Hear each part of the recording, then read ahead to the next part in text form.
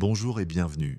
Ce soir, alors que vous vous installez confortablement, laissez vos pensées dériver dans le calme de la nuit, imaginez le ciel tranquille au-dessus de vous, une vaste étendue parsemée d'innombrables étoiles. Chaque point lumineux est un soleil lointain qui brûle sans discontinuer à travers les gouffres du temps et de l'espace. Autour de ces soleils lointains, il existe peut-être des mondes aussi riches en océans et en nuages que notre propre Terre. Et pourtant, malgré l'immensité de tout cela, la nuit reste silencieuse. Aucun message ne nous parvient. Aucune autre voix ne nous appelle à travers l'obscurité. C'est un silence qui recèle l'un des mystères les plus profonds de la science. Ce soir, nous allons explorer le paradoxe de Fermi. La question intrigante de savoir pourquoi un univers qui semble si fertile pour la vie semble si vide. Ensemble, nous allons explorer les possibilités, examiner les origines de la question, les nombreuses réponses qui ont été proposées et ce que ce silence pourrait signifier pour nous. Si vous appréciez ces doux voyages, je vous invite à aimer et à vous abonner ou simplement à partager vos réflexions dans les commentaires. Cela aidera d'autres personnes à trouver leur chemin ici, une âme endormie à la fois. Mais pour l'instant, laissez-vous aller.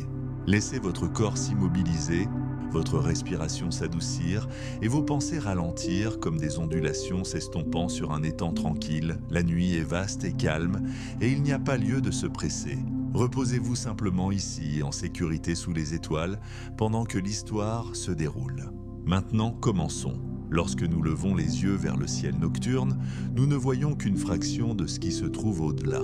Les étoiles qui ponctuent l'obscurité sont des voisines proches, brillant à travers de courtes distances dans l'espace interstellaire, mais au-delà d'elles, l'univers s'étend à l'infini dans toutes les directions que nous pouvons observer. La partie que les astronomes appellent l'univers observable n'est limitée que par la distance parcourue par la lumière depuis le début du temps cosmique. Cette limite se trouve à environ 46 milliards d'années-lumière, définissant une sphère d'une échelle presque inimaginable. Dans ce volume, le nombre de galaxies se compte non pas en milliers ou en millions, mais en milliers de milliards. Chacune de ces galaxies abrite de vastes assemblages d'étoiles, des nuages de poussière et de gaz, et des structures d'une complexité déconcertante. Face à une telle immensité, le petit monde bleu que nous appelons Terre semble fragile et éphémère, une brève étincelle de chimie et de biologie dans un océan cosmique, mais qui devrait, selon toute vraisemblance, abriter d'innombrables autres lumières de vie. Au sein de notre propre galaxie, la Voie lactée, l'échelle reste stupéfiante. Les estimations actuelles suggèrent qu'entre 100 et 200 milliards d'étoiles sont dispersées. Sur un disque de plus de 100 000 années-lumière de large, beaucoup de ces étoiles sont entourées de systèmes planétaires et des observations du ciel à l'aide d'instruments sensibles ont révélé que les planètes ne sont pas des anomalies rares, mais des compagnons courants. Certaines sont des géantes gazeuses massives tournant près de leur étoile. D'autres sont des mondes rocheux, cousins de notre Terre, orbitant en arc tranquille qui durent des mois ou des années. La découverte d'exoplanètes confirmées au cours des dernières décennies nous a montré que les systèmes planétaires se forment naturellement lors de la naissance des étoiles. La poussière et le gaz s'effondrent pour former des soleils brillants et les débris se regroupent pour former des mondes. Observer la Voie lactée, ce n'est pas seulement voir des étoiles, mais aussi un vaste ensemble de lieux potentiellement habitables, peut-être des milliards d'endroits où la vie pourrait en principe s'implanter. Cependant, les étoiles et les planètes ne garantissent pas à elles seules l'émergence de la vie. Les conditions sont importantes. La présence d'eau liquide, une plage de températures adéquates, la stabilité du climat sur de longues périodes et la présence d'éléments clés tels que le carbone, l'azote et l'oxygène déterminent le potentiel d'habitabilité. Les astronomes parlent souvent de la zone habitable, cet anneau étroit autour d'une étoile où les températures permettent aux océans de rester à l'état liquide, mais l'habitabilité ne se limite pas à la distance par rapport à une étoile. Les lunes chauffées par les forces de marée, les océans souterrains emprisonnés sous la glace et les atmosphères riches en éléments chimiques peuvent tous abriter des niches propices à la biologie. Plus nous étudions, plus nous constatons que les habitats potentiels ne sont pas rares, mais répandus. Les ingrédients mêmes de la vie semblent généreusement dispersés à travers la galaxie.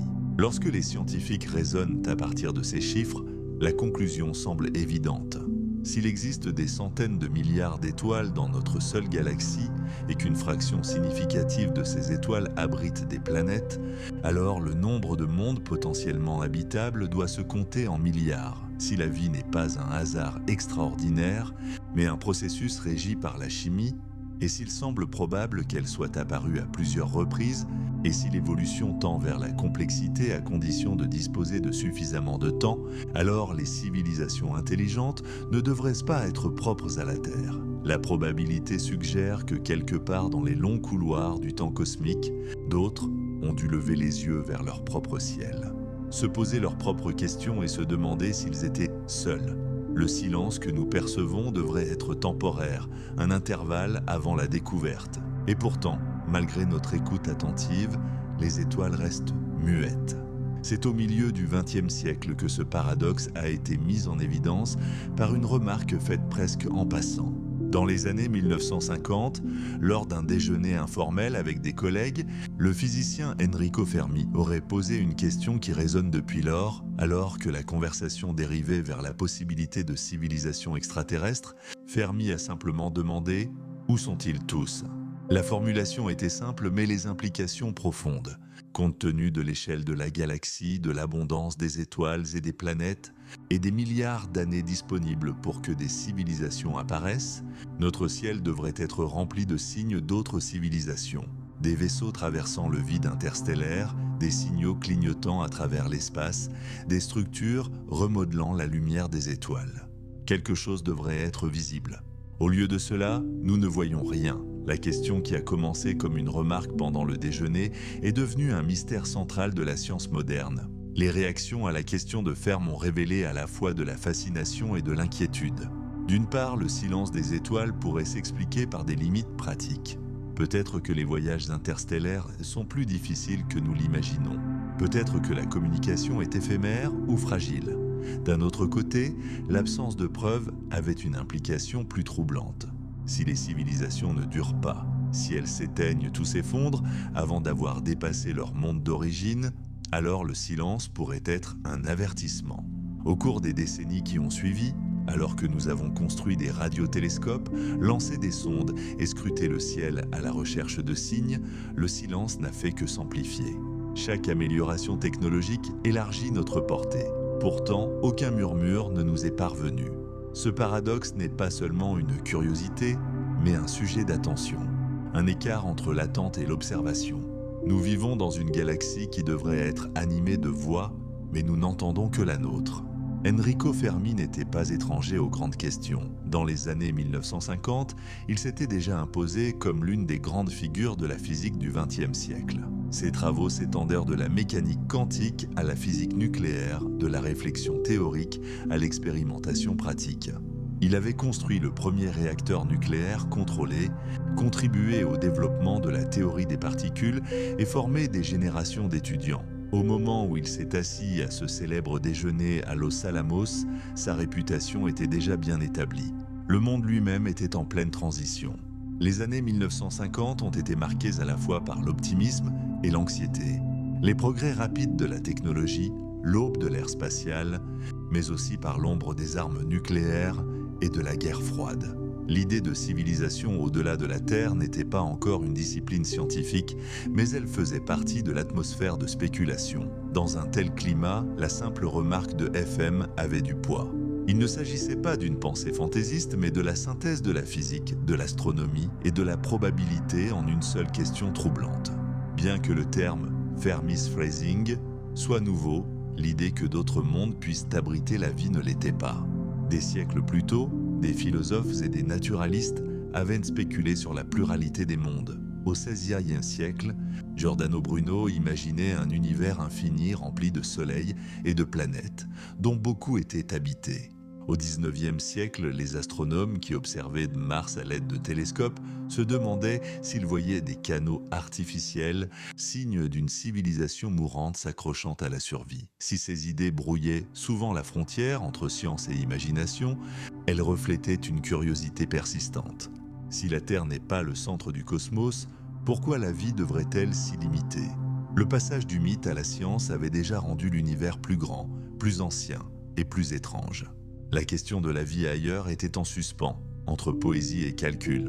Au milieu du XXe siècle, la technologie a apporté de nouveaux outils pour répondre à cette question. La radioastronomie est apparue comme un moyen puissant d'étudier les cieux. Au lieu de se fier uniquement à la lumière visible, les scientifiques pouvaient désormais écouter le ciel sur un large spectre. Cela a ouvert la voie non seulement à la compréhension des étoiles et des galaxies, mais aussi à la recherche de signaux artificiels. L'idée qu'une civilisation intelligente puisse diffuser ou laisser échapper des émissions radio était séduisante.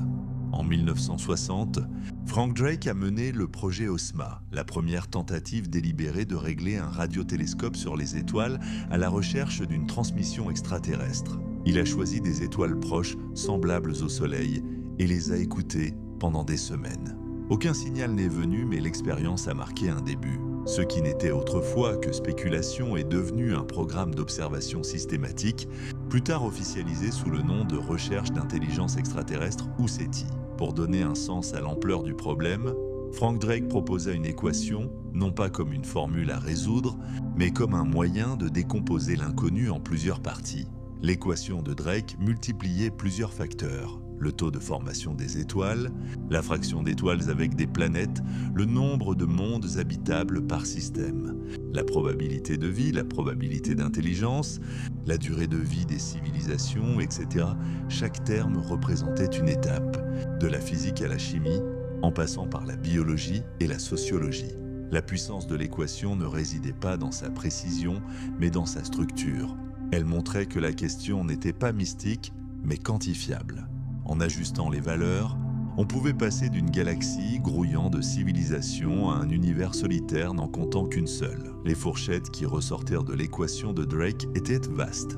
Pour certaines valeurs, le produit suggérait des milliers ou des millions de civilisations dans la Voie lactée à ce moment précis. Pour d'autres, il diminuait jusqu'à presque zéro. Les incertitudes étaient immenses, mais la structure même de l'équation rendait une chose claire. À moins que plusieurs étapes ne soient extrêmement improbables, nous ne devrions pas être seuls. Si une fraction même modeste des planètes produisait de la vie, et même une fraction modeste de celle-ci produisait de l'intelligence, alors la galaxie devrait être très animée. Les civilisations pouvaient naître et disparaître, mais sur des milliards d'années, il devrait y en avoir suffisamment qui coexistent pour être détectables. Le silence n'était donc pas anodin, il suggérait qu'il devait y avoir quelque part dans la chaîne des termes un goulot d'étranglement, un filtre qui réduisait le résultat. On ignore encore si ce filtre se trouve dans l'origine de la vie, l'émergence de l'intelligence ou la survie de la technologie. C'est pourquoi le paradoxe refuse de s'estomper. À chaque nouvelle découverte d'exoplanètes, à chaque perfectionnement de l'astronomie, l'espoir d'une abondance grandit au lieu de s'affaiblir. Pourtant, les observations restent inchangées. Aucun signal confirmé, aucune preuve de vaisseau en visite, aucune ruine éparpillée parmi les étoiles. Le paradoxe se situe à l'intersection de la probabilité et de la réalité, comme une énigme qui s'épaissit à chaque fois que nous nous en approchons. Il est difficile de l'ignorer, car elle nous oblige à nous confronter non seulement à ce qui pourrait exister ailleurs, mais aussi à ce que nous sommes ici, en nous demandant où sont les autres. Fermi nous a donné plus qu'une énigme. Il nous a donné un miroir dans lequel nous pouvons voir notre propre place dans l'univers, suspendu entre le silence et la possibilité. Lorsque nous pensons au temps, nous le mesurons souvent en années ou en décennies, au rythme des vies humaines et des générations. Mais l'univers mesure le temps à une échelle bien plus grande que celle à laquelle nous sommes habitués. Les étoiles, moteurs fondamentaux des galaxies, naissent, vivent et meurent à une échelle qui fait paraître l'histoire humaine éphémère. Les petites étoiles faibles, appelées naines rouges, peuvent briller de manière constante pendant des milliards d'années, soit plus longtemps que l'âge actuel de l'univers lui-même. Même les étoiles, comme notre Soleil, de taille modérée, brûlent pendant des milliards d'années avant d'épuiser leur combustible. Les galaxies non plus ne sont pas des structures temporaires. La Voie lactée existe depuis plus de 10 milliards d'années, traversant des générations d'étoiles, des collisions avec des galaxies plus petites et des vagues de formation et de destruction. Dans un contexte aussi immense, la fenêtre permettant à la vie d'apparaître et de s'épanouir est large. Les civilisations ne sont pas pressées par les horloges cosmiques. Il y a du temps, apparemment plus qu'il n'en faut, pour que la vie apparaisse, évolue et, si elle en est capable, se propage. Lorsque l'on compare ces échelles de temps cosmique à celles de la civilisation, le contraste est saisissant. La civilisation humaine, sous une forme reconnaissable, n'existe que depuis quelques milliers d'années. Notre utilisation de la radio, de l'électricité et des technologies avancées ne remonte qu'à un peu plus d'un siècle. Et pourtant, même en ce bref laps de temps, nous avons modifié notre planète, construit des machines qui orbitent au-delà de l'atmosphère et envoyé des sondes dans l'espace interstellaire. Si nous imaginons une civilisation survivant non seulement pendant des siècles, mais pendant des millénaires, voire des millions d'années, les possibilités s'élargissent considérablement. La durée de vie des étoiles offre d'immenses possibilités.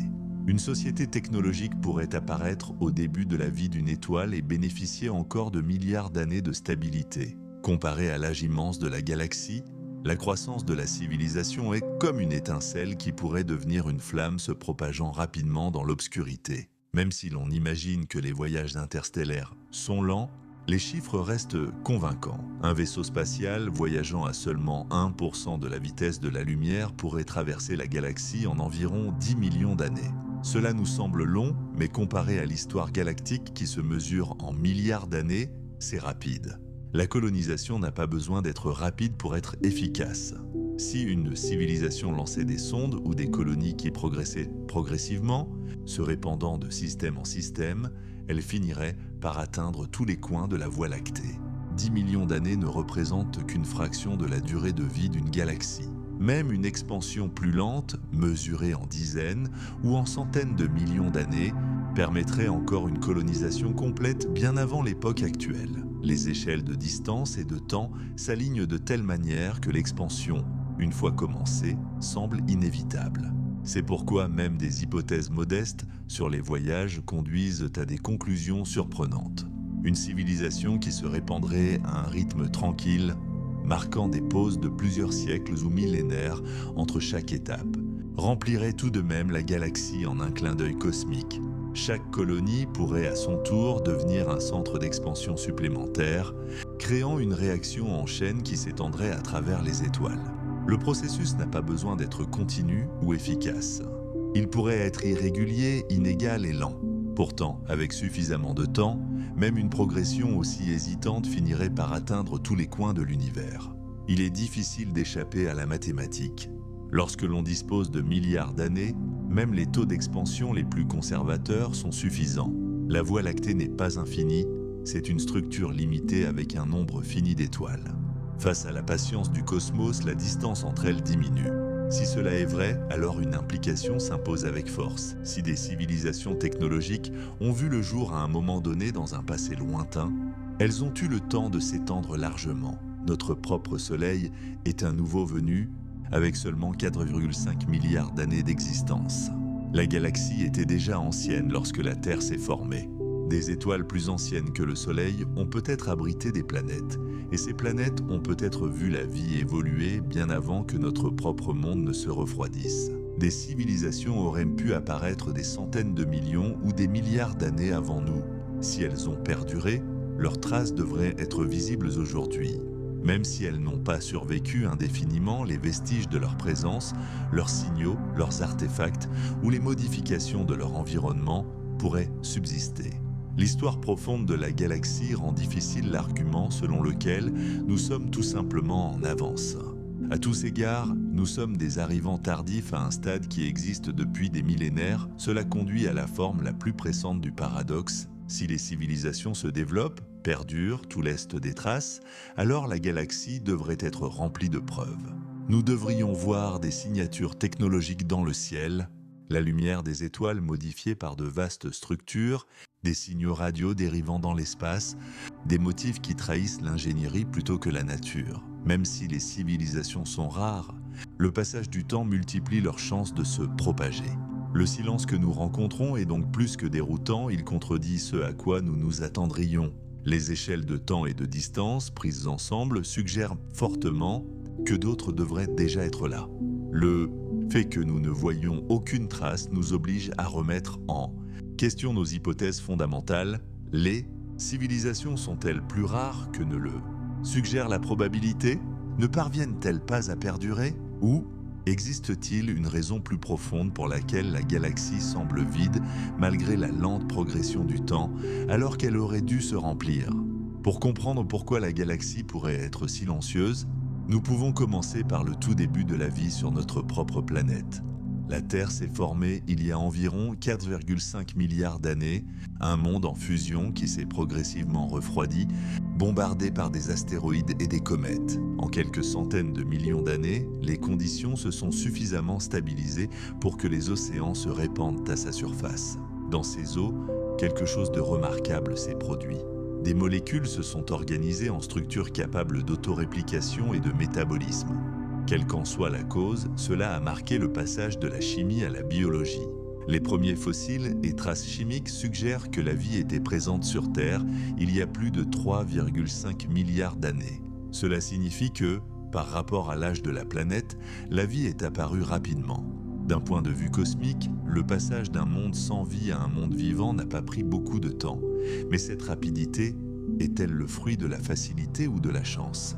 C'est une question à laquelle nous ne pouvons toujours pas répondre. Le processus par lequel la vie est apparue, connu sous le nom d'abiogénèse, reste l'un des plus grands mystères de la science.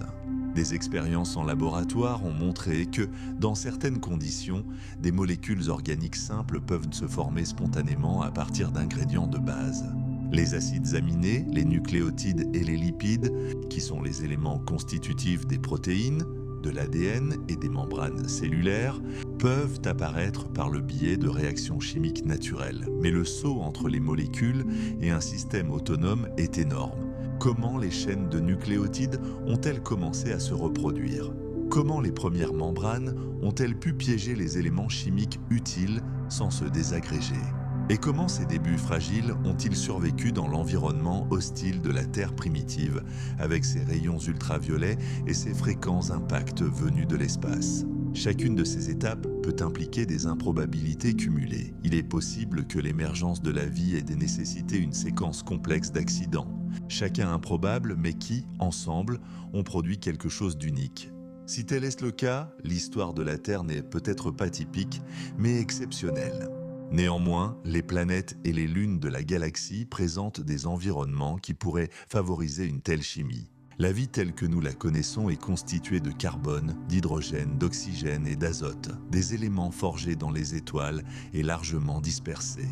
L'eau, si essentielle à la biologie sur Terre, est abondante dans l'espace, où on la trouve sous forme de glace, de vapeur et de réservoirs liquides. Les planètes à la surface rocheuse, au volcanisme actif et dotés d'une atmosphère, peuvent constituer le laboratoire idéal pour la chimie prébiotique. Même les lunes éloignées de la chaleur d'une étoile peuvent être chauffées de l'intérieur, maintenant des océans liquides sous leur croûte de glace. La lune de Jupiter, Europe, et la lune de Saturne, Encelade, en sont des exemples parfaits dans notre propre système. Si la chimie est suffisante, la diversité planétaire garantit que de nombreuses expériences se déroulent simultanément à travers la galaxie. Le défi n'est pas de savoir si des environnements existent, mais si l'étincelle s'y allume. L'existence des extrémophiles est une preuve qui plaide en faveur de la résilience de la vie. Sur Terre, des organismes ont été trouvés prospérant dans des conditions autrefois jugées impossibles. Des microbes vivent près des cheminées hydrothermales au fond des océans, survivant dans une eau chauffée à une température proche de l'ébullition et chargée de produits chimiques toxiques. D'autres habitent des mares acides, des salines, la toundra gelée et même la haute atmosphère. Certains survivent à des radiations intenses, tandis que d'autres résistent à la dessiccation pendant des décennies avant de renaître. Ces exemples montrent qu'une fois que la vie commence, elle s'adapte avec une ténacité extraordinaire. Cela élargit notre compréhension de ce qui constitue un environnement habitable. Au lieu d'exiger des conditions similaires à celles de la Terre, la vie peut trouver des niches dans des endroits que nous considérons comme stériles.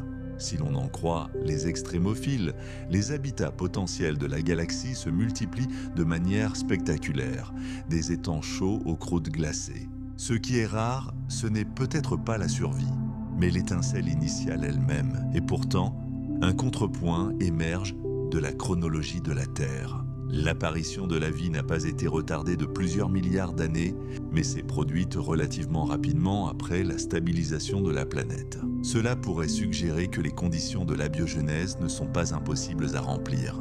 Peut-être qu'avec de l'eau, des sources d'énergie et une chimie de base, la vie apparaît comme un résultat naturel.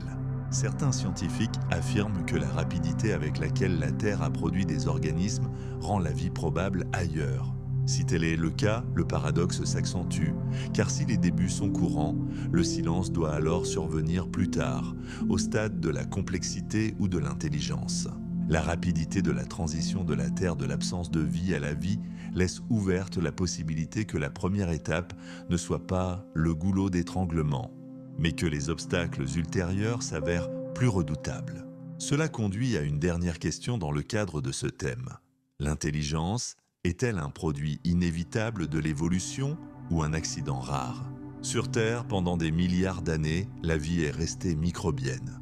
La photosynthèse, la respiration et la multicellularité simple se sont développées. Mais le saut vers des organismes complexes a pris un temps extraordinaire. L'intelligence au sens de l'utilisation d'outils, du langage et de la culture n'est apparue que dans une seule lignée, la nôtre. Les dauphins, les corbeaux et les primates en montrent des signes. Mais seuls les humains ont construit des civilisations.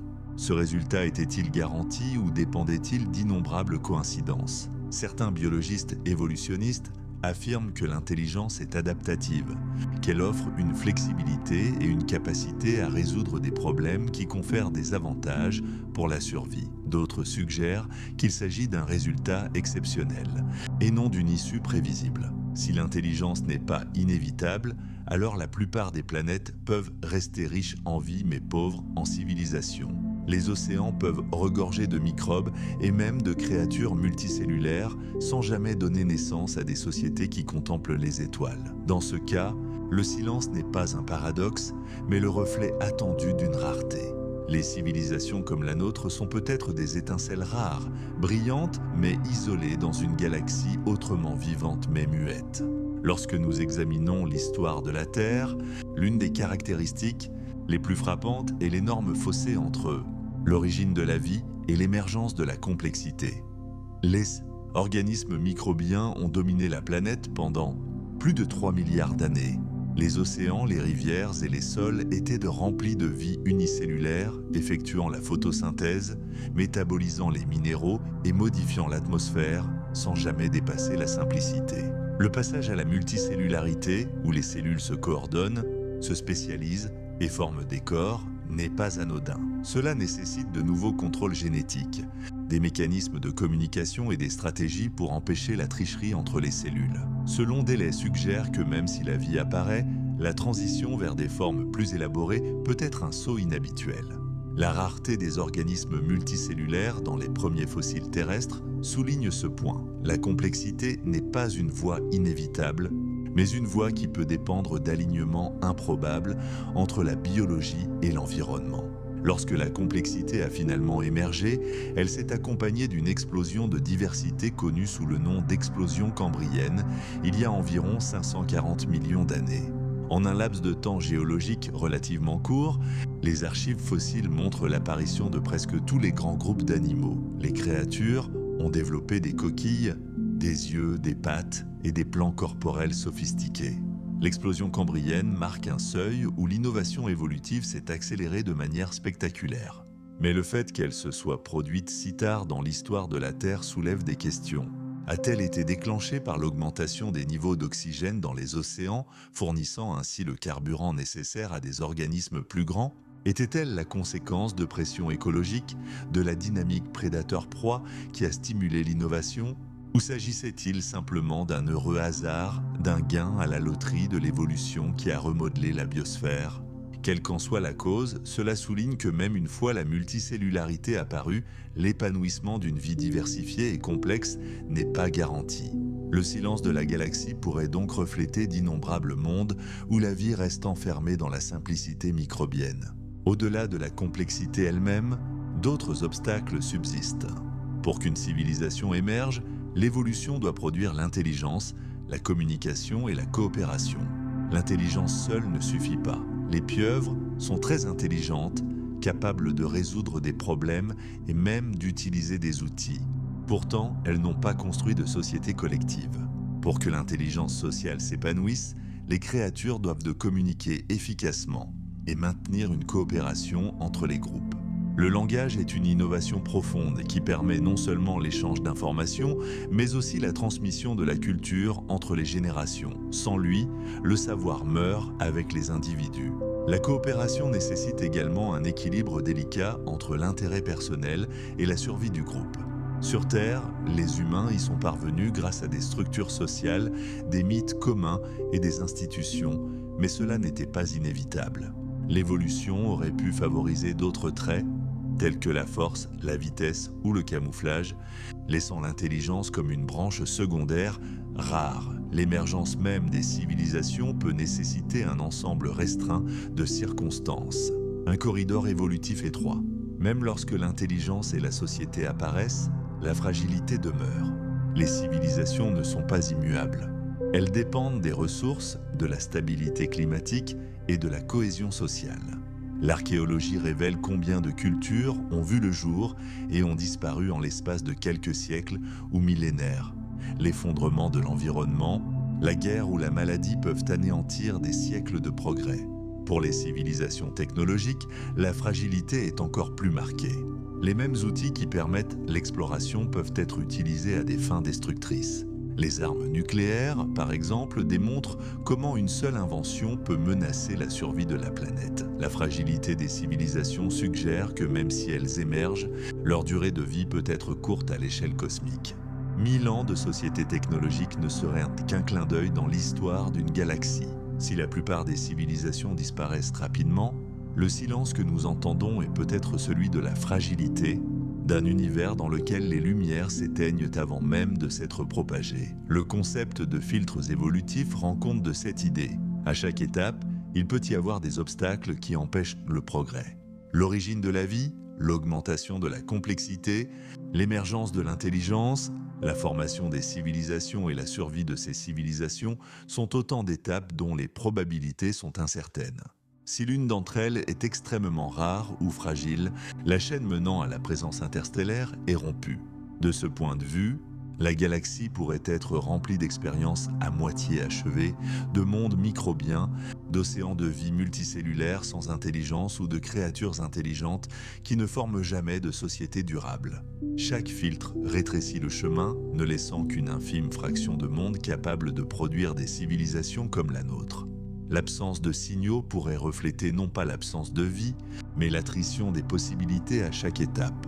De ce raisonnement émerge l'hypothèse du grand filtre proposée dans les années 1990. Elle suggère que quelque part dans la séquence d'étapes menant de la matière morte à la civilisation interstellaire se trouve une barrière si difficile à franchir que presque aucune espèce ne la passe. Si le grand filtre se trouve derrière nous, dans l'origine de la vie, l'augmentation de la complexité ou l'émergence de l'intelligence, alors l'humanité pourrait faire partie des rares survivants ayant franchi des seuils improbables. Cela ferait de nous des êtres exceptionnels, mais peut-être aussi la preuve vivante et chanceuse que le filtre peut être franchi. Si, en revanche, le grand filtre se trouve devant nous, dans la survie de la technologie, la gestion des ressources planétaires ou la prévention de l'autodestruction, alors notre silence prend une signification plus sombre. Cela impliquerait que les civilisations échouent presque toujours avant de devenir visibles à travers les étoiles. Le paradoxe de ce point de vue n'est pas seulement une énigme abstraite, mais un avertissement potentiel, une ombre projetée par les futurs qui n'ont pas duré. Le paradoxe du silence ne provient peut-être pas de la difficulté des débuts, mais des aléas du progrès. L'un des risques les plus immédiats est le conflit né de la technologie. Au milieu du XXe siècle, l'humanité a franchi un seuil avec l'explosion des armes nucléaires. Pour la première fois, une civilisation a acquis le pouvoir de se détruire elle-même par la guerre. Les stocks de la guerre froide ont porté ce danger à l'échelle mondiale, où le sort de milliards de personnes pouvait dépendre d'une erreur de calcul politique ou d'une malveillance.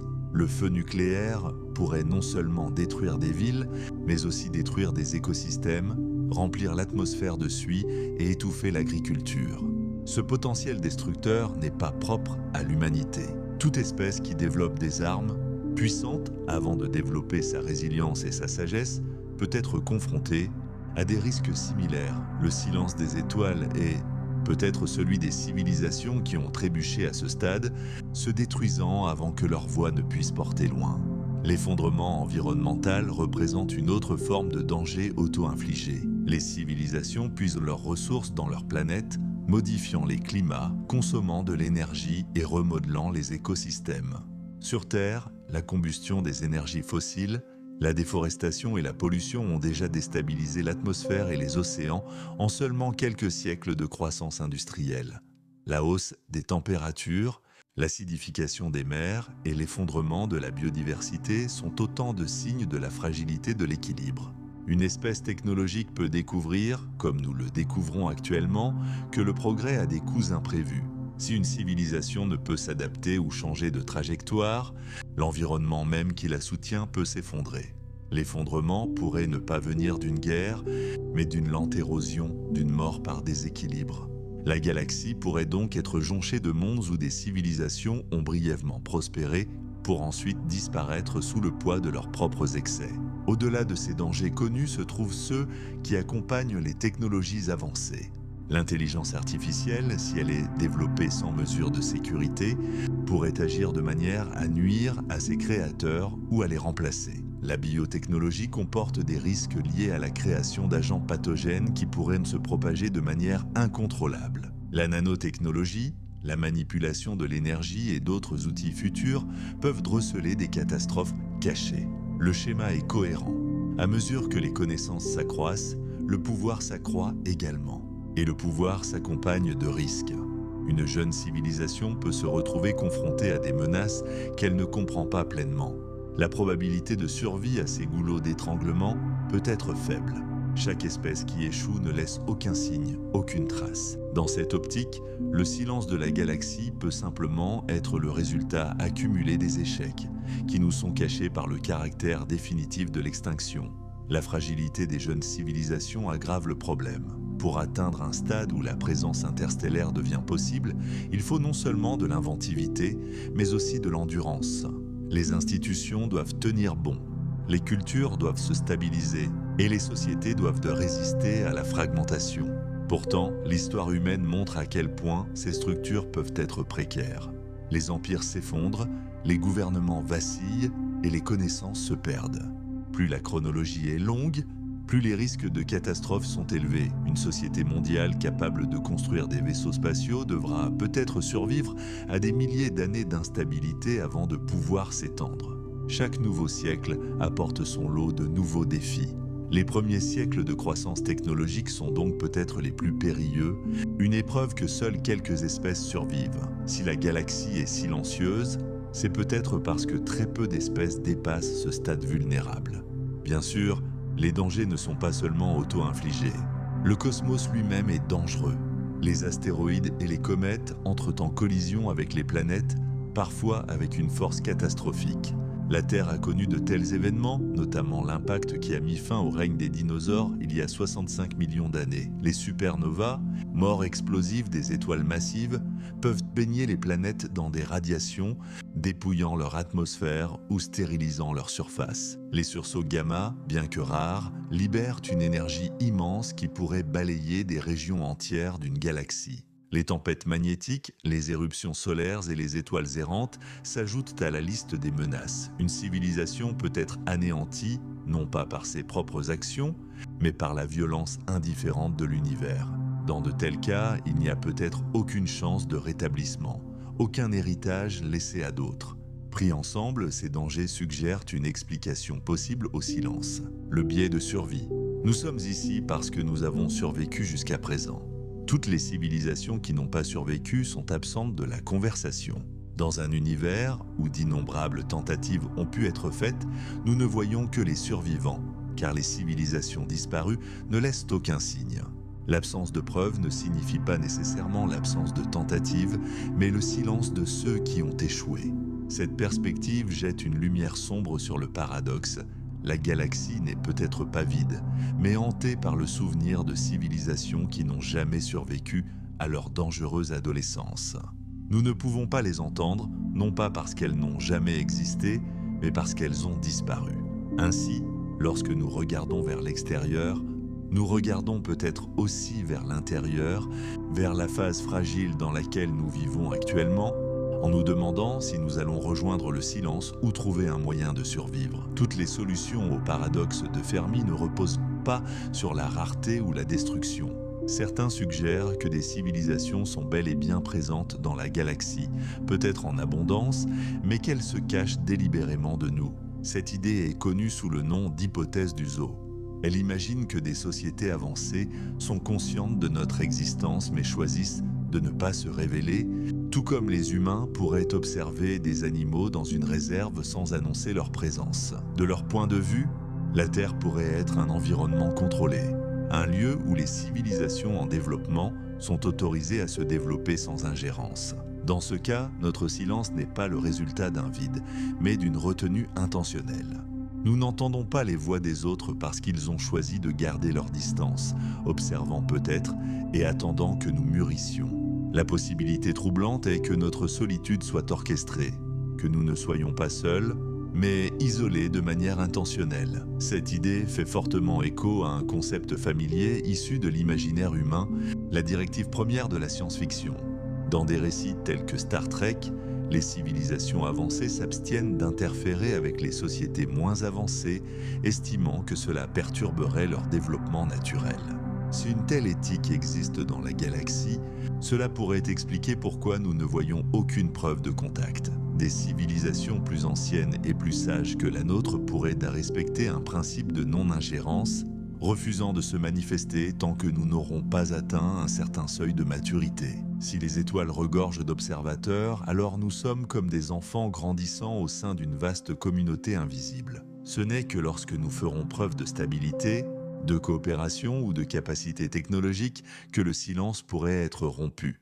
Jusque-là, nous restons dans une sorte de quarantaine cosmique, participant inconscients d'une politique que nous n'avons pas choisie. Une interprétation connexe est que la non-ingérence n'est peut-être pas motivée uniquement par des principes, mais aussi par la sécurité. Le contact entre des civilisations à des niveaux de développement très différents pourrait être dangereux pour les deux parties. Les sociétés avancées pourraient vouloir éviter de contaminer les plus jeunes, que ce soit sur le plan culturel, biologique ou technologique. Dans le même temps, elles pourraient également craindre un risque pour elles-mêmes. Même une espèce primitive pourrait présenter des dangers si elle était initiée trop tôt à des technologies qu'elle ne peut pas gérer de manière responsable. La solution la plus sûre est donc le silence. Observer sans se dévoiler, regarder sans parler, tout comme les humains pratiquant la quarantaine lorsqu'ils explorent des écosystèmes fragiles sur Terre, les êtres avancés pourraient le faire à l'échelle galactique. Notre silence pourrait être le signe de la prudence, une barrière préventive conçue pour ne pas nuire et ne pas être nui. Au-delà de ces scénarios familiers se cache une réflexion plus spéculative. Peut-être que toute notre réalité est une sorte de simulation et que l'absence d'extraterrestres reflète les contraintes de sa conception. Si l'univers est une construction programmée, alors seuls les détails nécessaires à notre expérience pourraient être rendus. Les civilisations lointaines pourraient ne pas être incluses parce qu'elles ne sont pas nécessaires aux fins de la simulation. Le paradoxe de ce point de vue ne concerne pas la probabilité ou le silence, mais l'architecture même de la réalité. Bien que ces idées soient difficiles à vérifier, elles font partie du paysage spéculatif. Si l'univers est simulé, l'absence d'autres civilisations n'est pas surprenante, car la simulation ne contient peut-être que nous.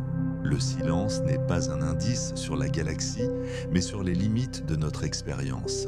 Une autre perspective, plus sombre, est illustrée par ce que certains appellent l'hypothèse de la forêt sombre. Elle imagine la galaxie comme un lieu rempli de civilisations, mais où la survie dépend du fait de rester caché. Dans une forêt la nuit, chaque créature est à la fois chasseur et proie.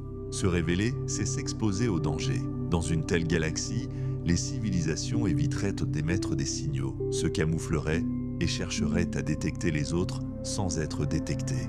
Le silence que nous entendons ne signifierait alors pas le vide, mais la peur. D'autres pourraient être là, à écouter en silence, tout comme nous. Chacun conscient que crier dans l'obscurité pourrait entraîner la ruine. Dans cette vision effrayante, la galaxie n'est pas silencieuse par accident, mais par stratégie.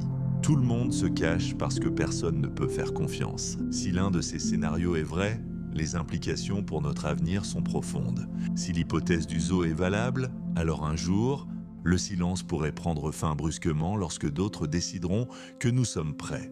Si la directive première prévaut, alors notre croissance en tant que civilisation pourrait déterminer le moment où nous rejoindrons une communauté plus large.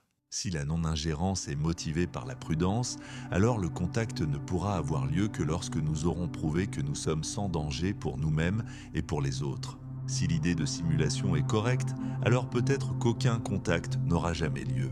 Car les autres ne font pas partie du cadre dans lequel nous vivons. Et si l'hypothèse de la forêt sombre est vraie, alors nous devons envisager la possibilité que le silence soit synonyme de survie et que nos propres transmissions dans l'espace comportent des risques que nous comprenons à peine. Chaque possibilité transforme le paradoxe en un miroir différent qui reflète non seulement la galaxie, mais aussi nos propres choix. Dans tous les cas, le silence demeure, mais sa signification change. Qu'ils soient gardiens, programmeurs ou voisins cachés, les autres, s'ils existent, façonnent le silence d'une manière que nous ne pouvons que deviner.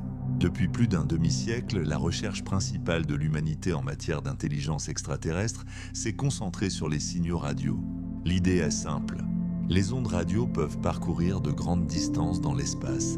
Sans être gênées par les gaz et la poussière, une transmission suffisamment puissante pourrait en principe être détectée à travers les distances interstellaires. Les radiotélescopes ont balayé le ciel à l'affût de sons à bande étroite ou de motifs répétitifs qui pourraient indiquer une source artificielle. Pourtant, après des décennies de recherche, aucun signal confirmé n'a été trouvé. Cela soulève la possibilité que notre stratégie soit limitée. Peut-être que d'autres civilisations n'utilisent pas la radio comme nous le pensons, ou peut-être que leurs transmissions sont trop faibles, trop brèves ou trop différentes de celles auxquelles nous sommes habitués ici. Le silence ne signifie pas nécessairement qu'elles sont absentes, mais plutôt que nous écoutons de manière incorrecte ou que nous nous trompons de fréquence. Une grande partie de la radioétiologie s'est concentrée sur les signaux à bande étroite, ceux qui sont confinés à des tranches de fréquences extrêmement petites. Ces signaux sont faciles à distinguer des sources naturelles qui se propagent généralement sur de larges bandes. Un seul son aigu se distingue comme un sifflet dans une foule bruyante. Mais les civilisations ne privilégient peut-être pas la communication à bande étroite. Elles utilisent peut-être des signaux à large bande répartis sur de larges fréquences qui nous apparaissent comme du bruit. Elles peuvent employer des méthodes que nous ne reconnaissons pas, telles que le saut de fréquence ou la modulation cryptée. Ce qui semble être des parasites aléatoires pourrait en fait être une communication sophistiquée que nous ne pouvons pas décoder. Si nos hypothèses sur la structure des signaux sont trop restrictives, nous risquons de passer à côté de messages qui nous parviennent en permanence. Nos recherches pourraient échouer, non pas parce que personne ne parle, mais parce que nous ne comprenons pas encore leur langage. Au-delà de cela, il est possible que les civilisations avancées aient complètement dépassé le stade de la radio. Tout comme l'humanité est passée du télégraphe à la fibre optique, des émetteurs encombrants aux satellites, d'autres civilisations ont peut-être progressé vers des technologies qui nous sont inconnues. Elles pourraient communiquer grâce à des faisceaux laser étroitement alignés, dirigés d'étoile en étoile. Elles pourraient utiliser des neutrinos, des ondes gravitationnelles ou l'intrication quantique, des canaux exotiques qui laissent peu de traces pour nos instruments. L'univers pourrait être animé par des communications invisibles pour nous qui se déroulent dans des médias que nous ne pouvons pas encore exploiter. Il serait donc prématuré d'interpréter le silence comme une absence. Il s'agit peut-être seulement du silence de notre perspective limitée, d'un angle mort technologique dans lequel nous attendons, l'oreille collée au mauvais mur. Une autre raison de ce silence pourrait être l'efficacité. À mesure que les civilisations mûrissent, elles peuvent minimiser les fuites d'énergie. Les premières technologies radio sur Terre produisaient de fortes émissions, se propageant dans toutes les directions. Mais les systèmes modernes sont de plus en plus ciblés et efficaces, réduisant les émissions involontaires. Si d'autres sociétés suivaient une voie similaire, leur présence deviendrait plus difficile à détecter au fil du temps. La galaxie a peut-être traversé une adolescence bruyante il y a longtemps, ne laissant que des murmures. Les civilisations qui perdurent sont peut-être silencieuses par nécessité, conservant leur énergie, optimisant leur communication ou préférant la confidentialité. Nous ne devons donc pas nous attendre à un brouhaha de signaux, mais à un silence profond. Ce constat accentue le paradoxe. Le silence n'implique pas nécessairement un échec ou une destruction, mais plutôt une réussite. Les sociétés les plus avancées sont peut-être les plus invisibles, leur technologie s'intégrant parfaitement à leur environnement. Si les civilisations ne peuvent être entendues à travers des signaux, elles peuvent peut-être être vues à travers leurs œuvres. Le concept d'astro-ingénierie imaginait des sociétés modifiant des étoiles, des planètes ou des systèmes entiers pour répondre à leurs besoins. De vastes collecteurs solaires orbitant autour de miroirs ou de structures artificielles pourraient laisser des signatures détectables. Une étoile partiellement obscurcie par des plateformes en orbite pourrait s'assombrir de manière particulière. La chaleur résiduelle provenant d'énormes machines pourrait briller dans l'infrarouge. De tels signes ne nécessiteraient pas de communication intentionnelle, mais seraient simplement les sous-produits de l'existence. La recherche en astro-ingénierie en est encore à ses balbutiements, mais elle offre une approche différente du paradoxe en cherchant non pas des voies, mais des empreintes. Si la galaxie a des constructeurs, leurs œuvres pourraient briller même si elles restent silencieuses. L'une des idées les plus célèbres de ce type est la sphère de Dyson, proposée dans les années 1960. Le physicien Freeman Dyson a suggéré qu'une civilisation suffisamment avancée pourrait entourer son étoile d'un essaim de collecteurs, capturant une grande partie de son énergie. Une telle structure ne doit pas nécessairement être une coque solide, mais pourrait être constituée d'innombrables satellites orbitant selon des schémas complexes. Pour les observateurs extérieurs, l'étoile apparaîtrait plus faible en lumière visible, mais plus brillante en infrarouge, car la chaleur résiduelle s'échapperait. Des études ont recherché de telles anomalies en scannant des millions d'étoiles à la recherche de distribution d'énergie inhabituelle. Quelques candidats ont été relevés, comme le mystérieux obscurcissement de l'étoile Tabis, mais les explications naturelles restent les plus probables. L'idée des sphères de Dyson illustre comment nous pourrions détecter des civilisations non pas à travers ce qu'elles disent, mais à travers ce qu'elles construisent. Les mégastructures, les modifications stellaires ou les projets à l'échelle galactique pourraient constituer des signes de présence, même en l'absence de contact délibéré. Il n'est pas certain que nous trouvions de tels signes, mais la recherche élargit l'horizon des possibilités. Le silence sur un canal ne signifie pas nécessairement le silence sur tous les autres. Une réponse à ce paradoxe est que, si la vie n'est peut-être pas impossible, les conditions permettant l'émergence de civilisations technologiques complexes sont peut-être extrêmement rares. Cette perspective est parfois appelée hypothèse de la Terre rare. Elle soutient que la Terre n'est pas une planète moyenne, mais une planète exceptionnelle, le produit d'une chaîne d'accidents favorables.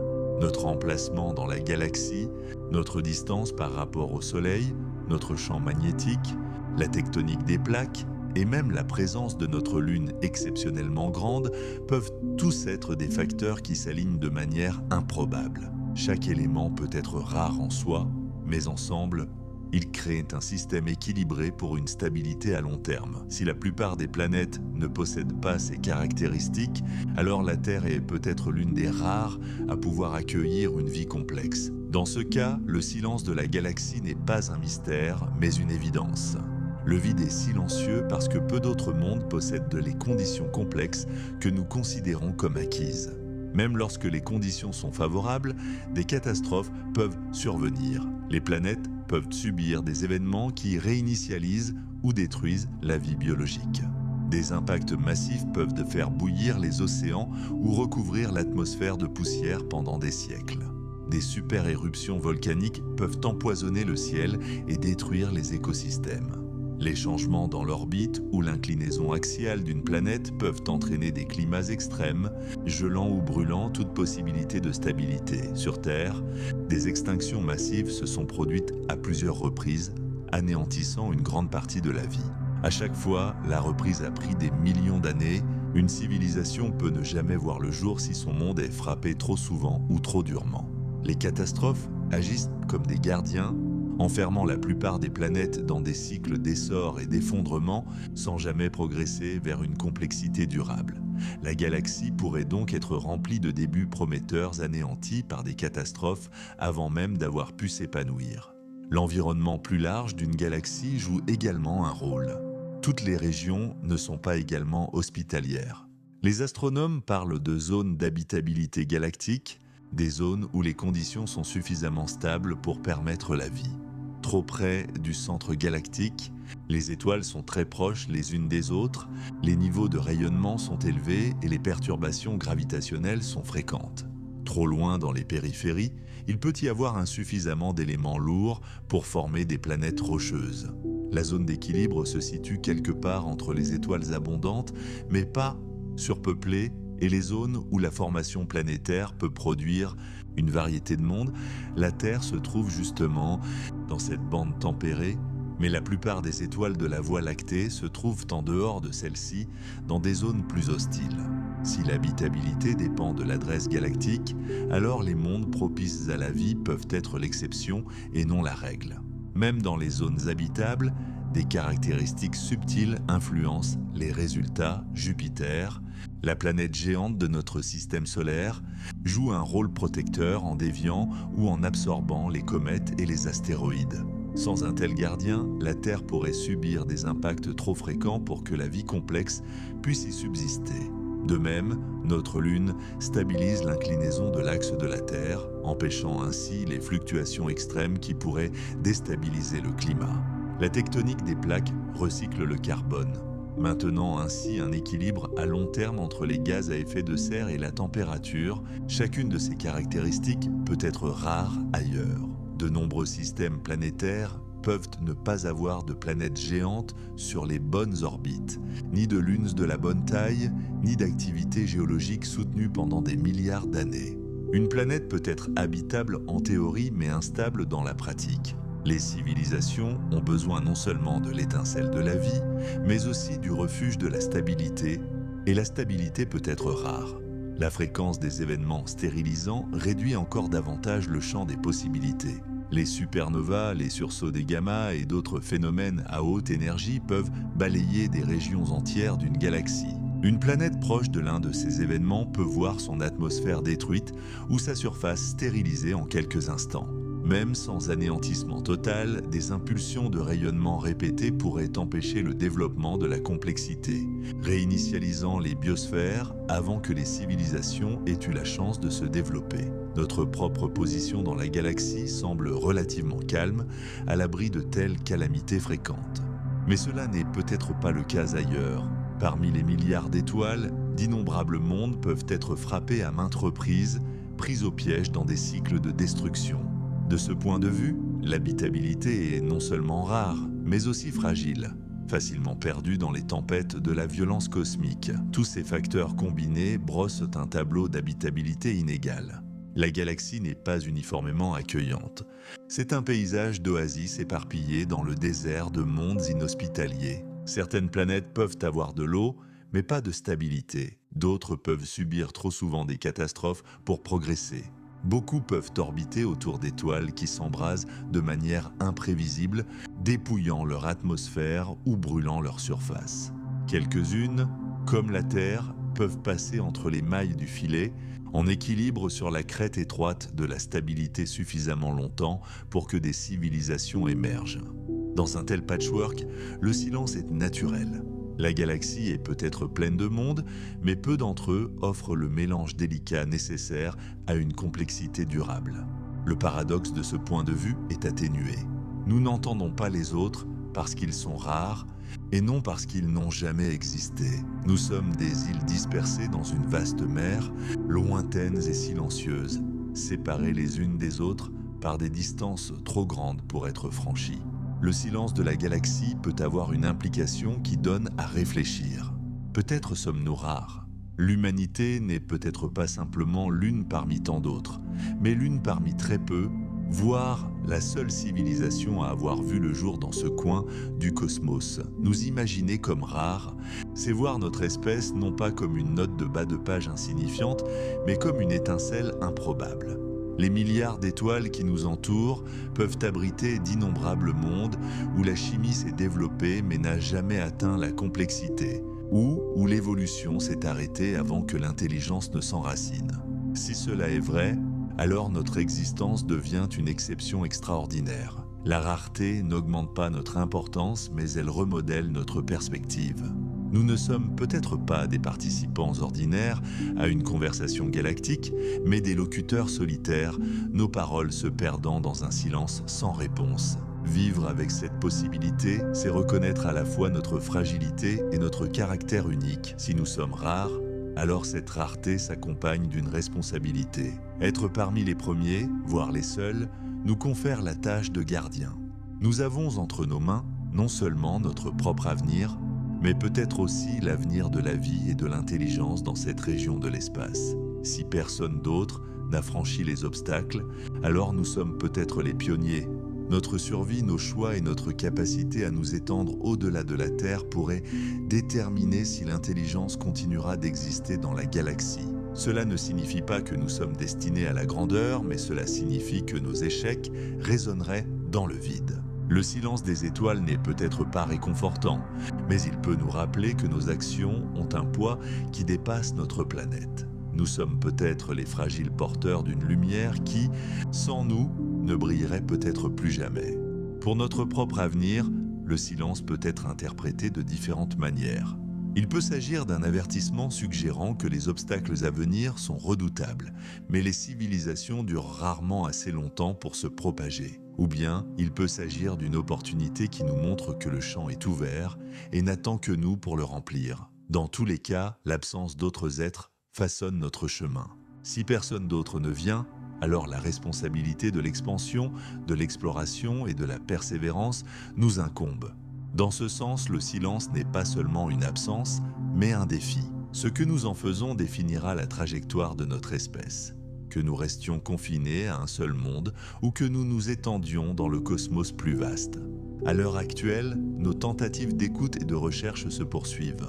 Les projets SETI utilisent des instruments de plus en plus sensibles, balayant plus d'étoiles, plus de fréquences et plus de modèles que jamais auparavant. De nouveaux réseaux radio, des recherches optiques de flash laser et des études de systèmes planétaires élargissent les possibilités. Les futurs télescopes, tels que le réseau Square Kilometre Array, promettent une amélioration considérable de la sensibilité. Au-delà de l'écoute, nous explorons également les exoplanètes, caractérisant leurs atmosphères à la recherche de signes chimiques de vie. Le méthane, l'oxygène ou des mélanges chimiques inhabituels pourraient révéler la présence de vie, même en l'absence de technologie. Aujourd'hui, le SETI ne se limite pas à une seule méthode, mais se diversifie en recherchant des signaux, des empreintes et des biosignatures à travers le ciel. La recherche elle-même fait partie de notre façon de vivre avec le silence, en refusant de cesser de poser la question.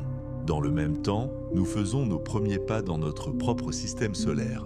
Les missions robotiques vers Mars, Europe et Titan cherchent à découvrir s'il existe de la vie au-delà de la Terre. Les colonies sur la Lune ou sur Mars, qui restent encore lointaines, marqueraient le début de l'humanité en tant qu'espèce multilanète.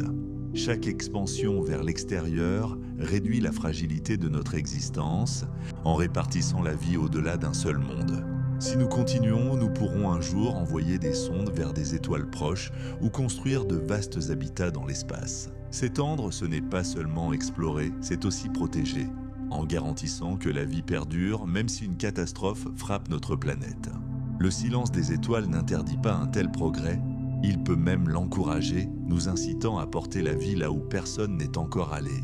En fin de compte, ce paradoxe est peut-être moins un problème à résoudre qu'une invitation à s'émerveiller. Vivre dans une galaxie où règne le silence, c'est vivre avec le mystère. Chaque étoile que nous voyons est une possibilité, chaque planète un point d'interrogation. L'absence de contact ne diminue pas la grandeur du cosmos, mais l'amplifie.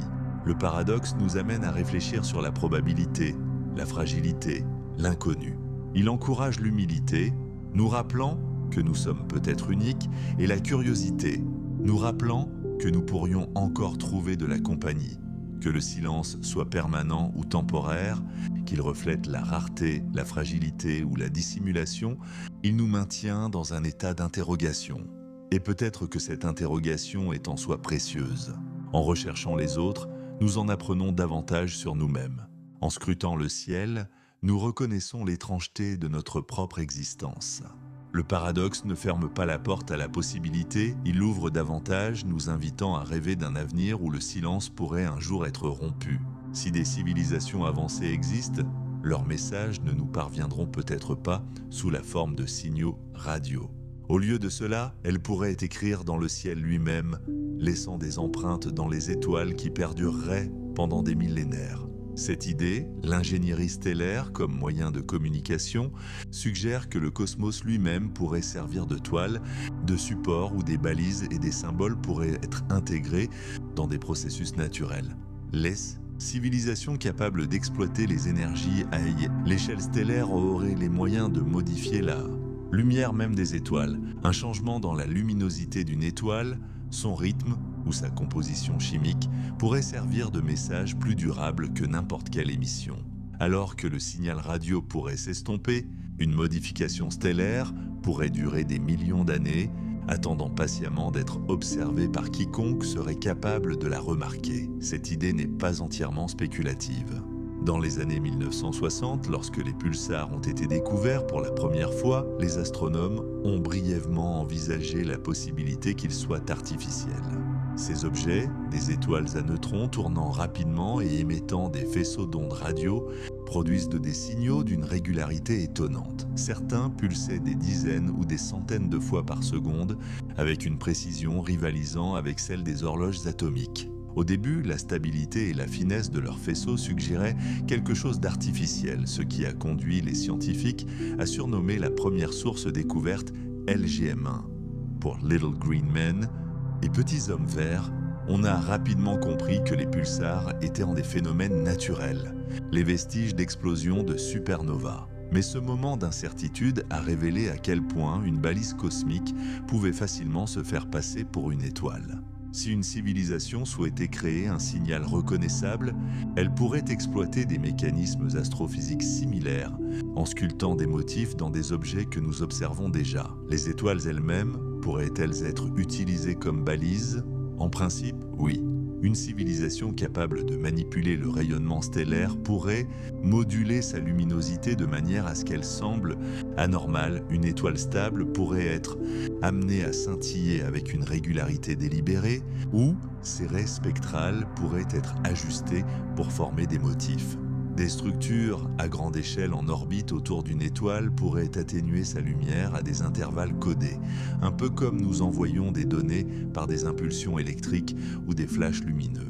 De tels messages n'auraient pas besoin d'être ciblés ou répétés constamment. Une fois établis, elles pourraient perdurer, visibles à tout observateur qui remarquerait le motif. L'étoile devient alors l'émetteur, sa lumière transportant le message à travers la galaxie sans coût énergétique supplémentaire. Les astronomes étudient déjà les courbes de lumière stellaire, suivant l'évolution de la luminosité des étoiles au fil du temps. Les découvertes d'exoplanètes, par exemple, proviennent souvent de la détection d'une légère baisse de luminosité lorsqu'une planète passe devant son étoile. Mais ces courbes de lumière pourraient également contenir des signatures artificielles. Si un ensemble de satellites ou de miroirs en orbite était disposé selon des géométries délibérées, le motif de diminution de luminosité qui en résulterait serait différent de celui d'une planète naturelle. Des signaux répétés, des séquences de nombres premiers ou d'autres régularités mathématiques pourraient se démarquer comme étant indéniablement artificielles.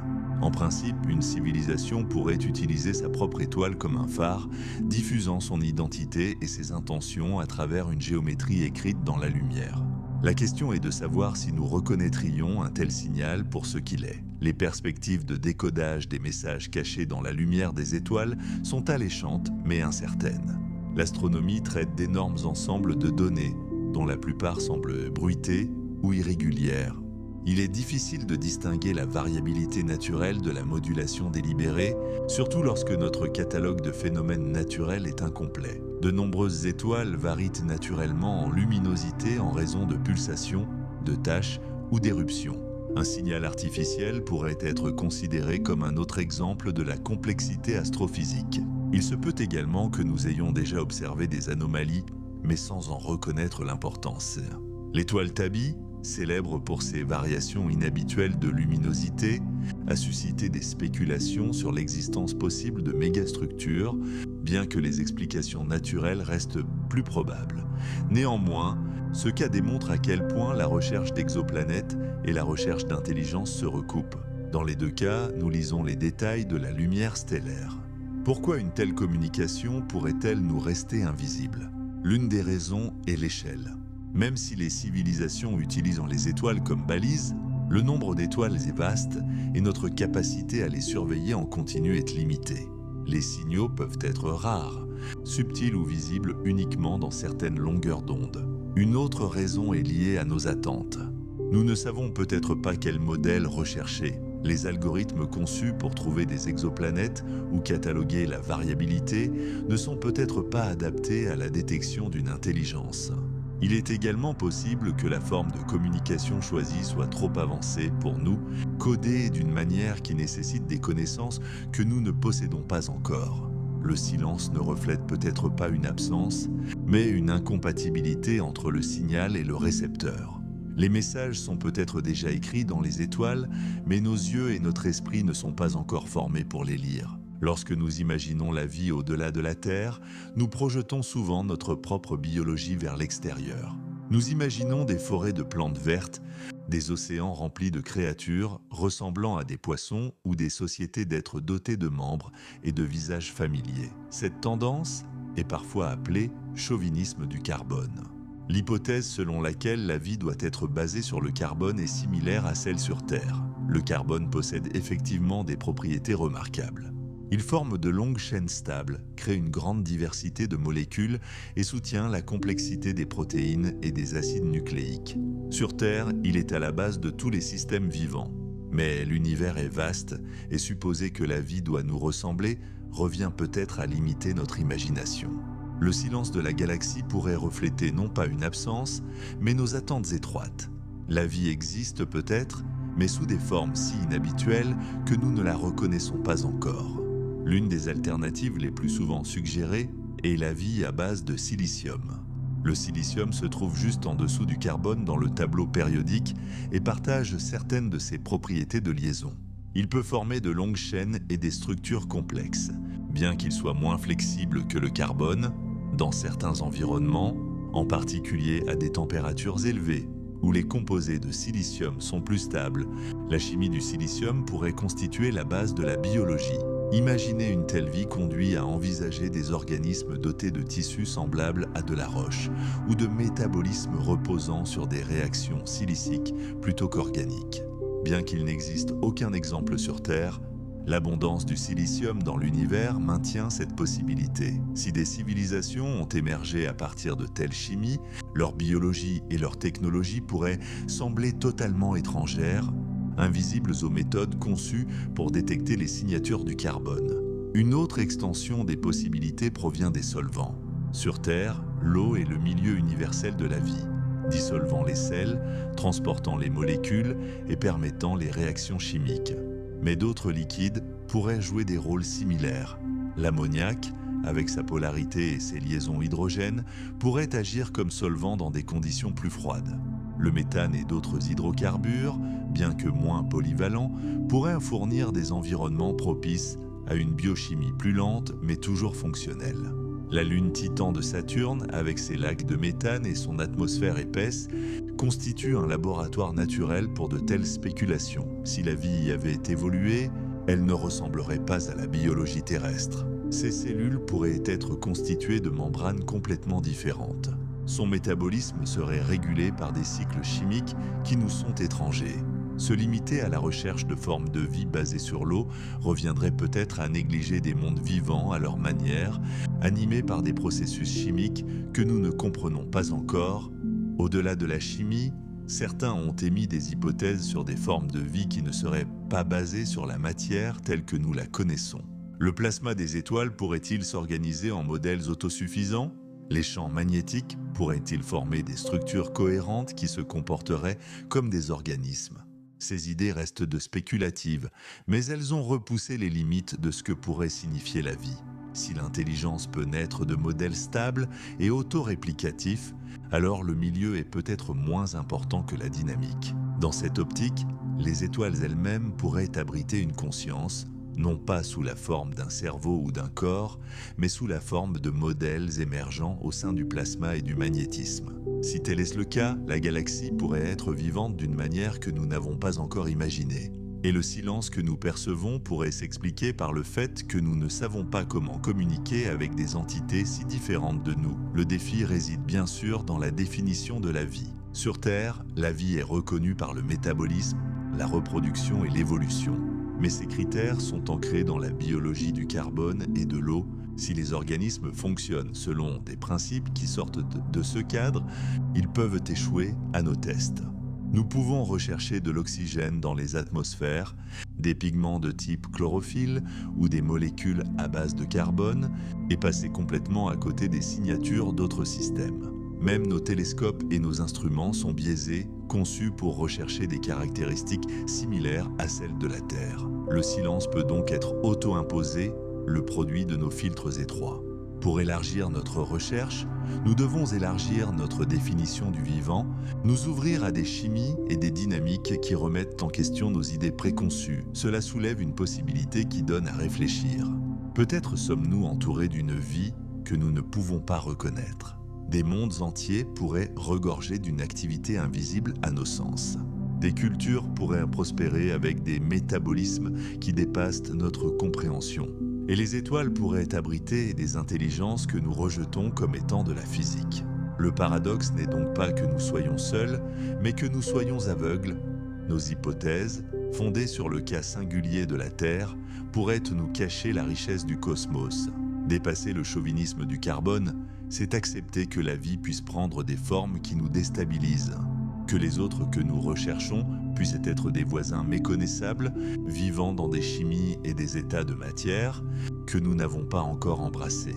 Lorsque nous imaginons d'autres civilisations, nous les représentons souvent comme étant enracinées sur des planètes, tout comme nous construisons des villes sur leur monde d'origine et envoyons des signaux à travers l'espace. Mais cette hypothèse peut nous limiter.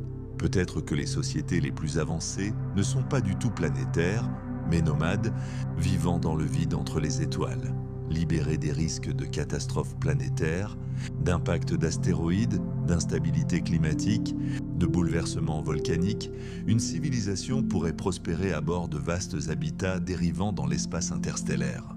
Leurs ressources pourraient ainsi provenir d'astéroïdes, de comètes ou d'énergie capturée. De telles sociétés seraient plus difficiles à détecter car elles ne modifieraient pas l'atmosphère planétaire et ne laisseraient pas de signaux liés à une étoile. Le silence que nous entendons pourrait donc être celui des vagabonds qui ont choisi de ne pas rester liés à des mondes comme le nôtre. Le concept des vaisseaux générationnels offre une vision de ce type de mouvement. Si les voyages interstellaires sont trop lents pour une seule vie, alors des communautés entières pourraient vivre à bord d'énormes vaisseaux parcourant les distances pendant des siècles ou des millénaires. À bord de ces vaisseaux, les enfants naîtraient et mourraient sans jamais voir la surface d'une planète. Leur culture s'adaptant à la vie dans des habitats clos. La migration entre les étoiles ne serait peut-être pas une grande expansion, mais une lente diffusion. Les vaisseaux se déplaceraient progressivement vers l'extérieur selon des schémas invisibles à nos observations brèves. Une civilisation qui se répandrait de cette manière laisserait peu de traces visibles de loin. Leur lumière serait faible, leurs émissions minimes, leur progression trop lente pour être remarquées dans notre étroite fenêtre d'observation. Si, au cours de millions d'années, une telle migration pouvait remplir la galaxie discrètement, sans les signes évidents auxquels nous nous attendons, les planètes errantes, mondes éjectés de leur système, dérivant librement dans l'espace interstellaire, offriraient une autre voie pour une vie nomade. Ces planètes sont peut-être beaucoup plus courantes que nous le pensions autrefois, dépassant peut-être en nombre les étoiles elles-mêmes. Bien que froides, à leur surface, elles pourraient abriter des océans souterrains réchauffés par la chaleur interne. Si la vie y apparaissait, elle pourrait persister dans des mers cachées, isolées du vide extérieur. Pour les civilisations, les planètes vagabondes pourraient servir de vaisseaux, transportant des communautés à travers la galaxie sans avoir besoin de navires. Vivre dans un tel monde reviendrait à habiter dans une nuit éternelle, éclairée uniquement par la chaleur géothermique. Mais cela pourrait offrir une stabilité sur des échelles de temps immenses. Si l'intelligence s'y développait, nous ne la détecterions peut-être jamais, car ces planètes sont presque invisibles dans l'obscurité de l'espace. En plus des vagabonds naturels, les civilisations pourraient créer leurs propres émissaires sous la forme de sondes interstellaires. Plutôt que d'envoyer des êtres biologiques fragiles à des années-lumière, elles pourraient expédier des machines, des explorateurs autoreproducteurs qui récoltent des matériaux et construisent des copies d'eux-mêmes. Ces enfants artificiels pourraient se propager beaucoup plus rapidement que des colons vivants se dispersant à travers les étoiles. Ces sondes pourraient être minuscules, cachées dans l'immensité, ou déguisées en objets naturels. Certains penseurs ont même suggéré que des sondes pourraient déjà se trouver dans notre système solaire, indétectables parmi les astéroïdes ou les comètes.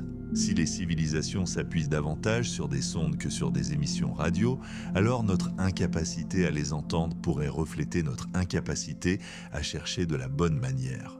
La galaxie pourrait être parcourue par la présence silencieuse de machines inaperçues parce que nous ne recherchons pas leur signature subtile. La panspermie dirigée est une autre possibilité. L'ensemencement délibéré de la vie à travers les planètes, plutôt que d'attendre l'évolution naturelle, les civilisations pourraient propager la biologie en envoyant des spores ou des organismes génétiquement modifiés pour ensemencer de nouveaux mondes. En quelques milliards d'années, cela pourrait peupler la galaxie de vie, même si les civilisations elles-mêmes ne duraient pas. Certains ont émis l'hypothèse que la vie sur Terre pourrait même être arrivée de cette manière, bien qu'aucune preuve ne vienne encore étayer cette théorie.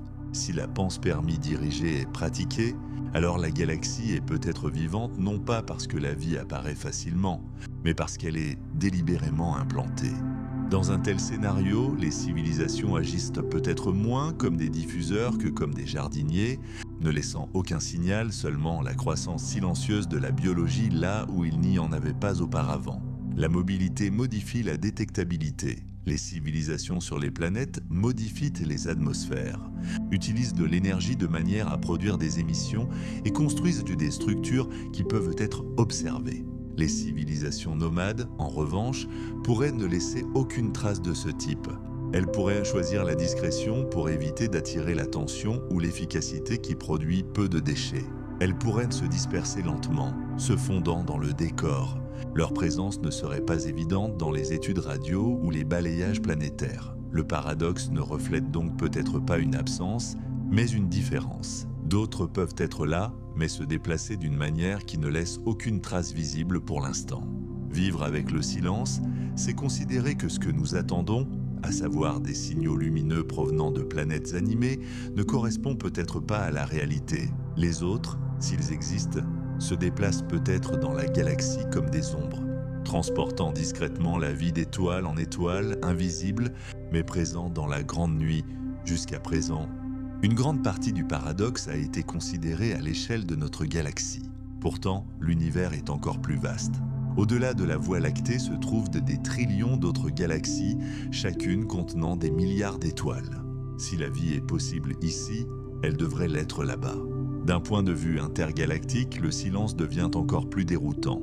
Avec autant de galaxies, le nombre de civilisations possibles devrait être immense. Et pourtant, aucun signal, aucun voyageur, aucun signe d'intervention n'apparaît à travers les grands vides qui nous séparent. Peut-être que le paradoxe n'est pas simplement galactique, mais universel, un silence qui s'étend à l'échelle cosmique. Une des raisons pourrait être que la Voie lactée est isolée dans la pratique. Si les galaxies voisines comme Andromède sont relativement proches, en termes astronomiques, à quelques millions d'années-lumière, les distances restent énormes. L'énergie nécessaire pour traverser les galaxies est bien supérieure à celle requise pour traverser la Voie lactée elle-même. Même une civilisation capable de s'étendre à travers sa propre galaxie pourrait trouver les voyages intergalactiques prohibitifs. Elle pourrait exister en abondance ailleurs, mais rester à jamais confinée à ses propres îlots d'étoiles.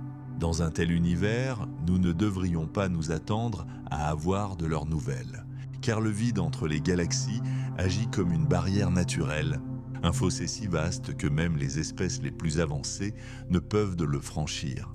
Les barrières ne sont pas seulement une question de distance, mais aussi de physique. Le voyage entre les galaxies est peu peuplé de gaz et de matière noire, offrant peu de ressources aux voyageurs. Un vaisseau spatial effectuant ce voyage serait confronté à d'immenses défis en matière d'énergie, de navigation et de survie. Même si des sondes ou des vaisseaux générationnels tentèrent la traversée, cela pourrait prendre des dizaines ou des centaines de millions d'années. De telles tentatives pourraient avoir lieu, mais elles seraient si rares et si lentes que les chances d'en rencontrer une sont négligeables. Le vaste vide entre les galaxies pourrait donc garantir que les civilisations restent localisées de manière permanente, visibles pour elles-mêmes, mais invisibles les unes pour les autres. D'autres pourraient-elles exister au-delà de notre horizon de détection? L'univers observable n'est pas limité par des murs physiques, mais par la vitesse de la lumière et l'âge de l'expansion cosmique. Nous ne pouvons voir que ce que la lumière a eu le temps de nous atteindre depuis le Big Bang, il y a environ 13,8 milliards d'années. Au-delà se trouve un univers que nous ne pouvons observer. Si des civilisations y prospèrent, leur lumière n'est pas encore arrivée et pourrait ne jamais arriver. Même dans l'univers observable, les signaux faibles des civilisations lointaines peuvent être noyés par la distance et le temps. La lumière s'affaiblit, les signaux s'estompent et les galaxies s'éloignent. Le silence peut donc ne pas indiquer une absence, mais une limitation. Nos instruments, confinés à un petit point d'observation, ne peuvent pas sonder suffisamment loin pour entendre le cœur. S'il y a un cœur, l'expansion cosmique accentue ce problème. L'univers n'est pas statique, mais en croissance. L'espace lui-même s'étire entre les galaxies lointaines s'éloignent de nous plus vite que la lumière, emportée par l'expansion. Les civilisations qu'elles abritent sont déjà perdues pour nous, à jamais hors de portée de toute communication. La fenêtre des possibilités se réduit avec le temps. Chaque époque ferme davantage l'univers, car l'expansion le rend inaccessible.